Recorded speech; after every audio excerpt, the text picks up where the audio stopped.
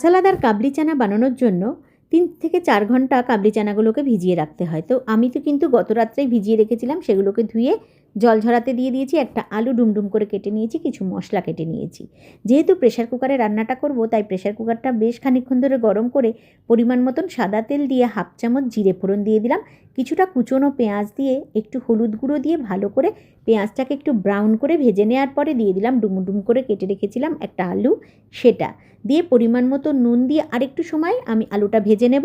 এদিকে একটা মশলা করে নিয়েছি, যার মধ্যে রয়েছে একটু আদা, অর্ধেকটা টমেটো, রসুন আর কাঁচা পাকা লঙ্কা।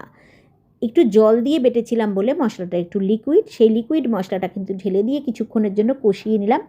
মশলা থেকে যখন তেলটা ছেড়ে দিল, আমি এখানে একটু মিষ্টি ব্যবহার করব, তার জন্য একটা বাতাসা ইউজ করেছি আর 1 চামচ কাঁচা জিরে বাটা দিয়ে দিয়েছি, বড় চামচের 1 চামচ। আর যে ভিজিয়ে রাখা জল ঝরানো কাবলি চানাটা ছিল সেটাও দিয়ে আবারও বেশ খানিকক্ষণ ধরে কষিয়ে নিলাম। দেখেই বুঝতে পারছো যে আমার কিন্তু একদম কষানোটা হয়ে গেছে পারফেক্ট। একটুখানি গরম মশলার গুঁড়ো দিয়ে আবারও কিছুক্ষণ নাড়িয়ে চাড়িয়ে 1.5 বাটি জল দিয়ে দিয়েছি। যেই বাটিতে আমি কাবলি চানাটা দিয়ে দিয়েছিলাম সেই বাটির 1.5 বাটি জল দিলাম। জলটা পরিমাণ মতন দিয়ে দেবে তোমরা তোমাদের বুঝ করে। আমি আমার যতটা পরিমাণ ছিল সেই বুঝে কাবলি চানার অনুযায়ী কিন্তু জলটা দিয়েছি। তো প্রেশার কুকারটা আটকে 4টে হুইসেল দিয়ে নামিয়ে নিলাম। একদম রেডি হয়ে গেছে কাবলি চানা। দেখো কত সুন্দরভাবে সেদ্ধ হয়েছে, আর বোঝাই যাচ্ছে না এটা কিন্তু প্রেশার কুকারে রান্না করা হয়েছে।